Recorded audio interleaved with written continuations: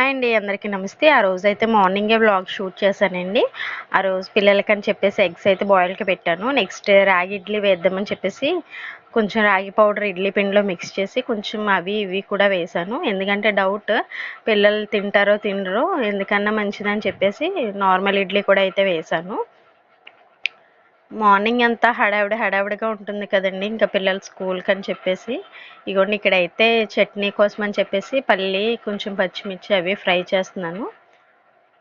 కొంచెం అందులోనే వేపిన శనగపప్పు ఉంటుంది కదా, అది కొంచెం జీరా కొంచెం వెల్లుల్లిపాయ యాడ్ చేసి ఇలా మిక్సీ పట్టేసి తడకా అయితే వేసాను. ఇక్కడైతే పిల్లల స్నాక్స్ కోసం అని చెప్పేసి కొంచెం కివి, కొంచెం యాపిల్, కొంచెం కాజు అవి అయితే పెట్టాను. ఇగోండి ఒక పక్క అయితే పిల్లలకి స్నానానికి అయితే వాటర్ అవుతుంది, ఒక పక్క ఇడ్లీ అయితే అవుతుంది. ఇగోండి పిల్లలకైతే ఇలా అయితే పెట్టాను. ఇవైతే తినరండి, ఇంకెళ్ళే వరకు అలా తినిపిస్తూనే ఉండాలి. అలా అయినా ఉంచేస్తారు. ఒక ఇడ్లీ తినడం అయితే గ్రేట్. ఇంకా లంచ్లోకి వచ్చేసి ఇలాగా క్యారెట్ అయితే తురిమి ఫ్రై చేస్తున్నాను. ఎందుకంటే కొంచెం మనకి ముక్కలైతే వాళ్ళు తినడానికి కూడా అంత ఇష్టపడరు. ఇలా తురుమైతే వాళ్ళు ఈజీగా తినడానికి ఉంటుంది, మనకి కూడా ఫ్రై చేయడానికి బాగా అయితే ఫ్రై అవుతుంది కదండి. అందుకని చెప్పేసి ఇలా అయితే నేను కొంచెం పోపులో ఇలా వేసేసి క్యారెట్ తురుము వేసి కొంచెం పసుపు ఉప్పు అయితే వేసి ఇలా కొంచెం పచ్చివాసన పోయే వరకు ఫ్రై చేస్తున్నాను. అదేం లేదండి, ఇంకా దగ్గర పడే వరకు మనం అలా కలుపుకుంటూ ఉండడమే, లేదంటే కింద అడుగు పట్టేస్తుంది. ఇక్కడైతే మా హస్బెండ్ ఎగ్స్ అయిపోయినాయి అని చెప్పేసి ఇంకా రోజు ఫుల్గా ఎగ్స్ అయితే తీసుకొచ్చారు. ఒకేసారి చూసారు ఎన్ని ఎగ్స్ అయితే తీసుకొచ్చేసారో, ఇంకా కవర్లో కూడా తీసుకొచ్చారు. ఇప్పుడు కాస్ట్ అయితే తగ్గింది అంటున్నారు. మీ సైడ్ అయితే ఎలా ఉందో కామెంట్ చేయండి. ఆ రోజు ఇంకా మాకు లంచ్లోకి వచ్చేసి పన్నీర్ కర్రీ చేద్దామని చెప్పేసి చేస్తున్నాను. కొంచెం ఉల్లిపాయ పేస్ట్ అయితే చేసి కొంచెం ఆయిల్లో ఫ్రై చేస్తున్నాను. ఇక్కడ వచ్చేసి అల్లం వెల్లుల్లి పేస్ట్ వేసాను, కొంచెం ఉప్పు పసుపు వేసి బాగా ఫ్రై చేసుకోవాలండి.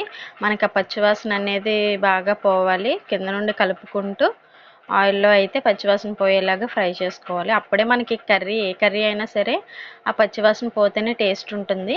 ఇగోండి కొంచెం అయితే టొమాటో పేస్ట్ కూడా యాడ్ చేశాను.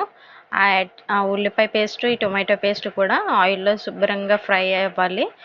ఫ్రై అయ్యి కొంచెం ఆయిల్ పైకి వచ్చే వరకు మనం కలుపుకుంటూ ఉండాలి.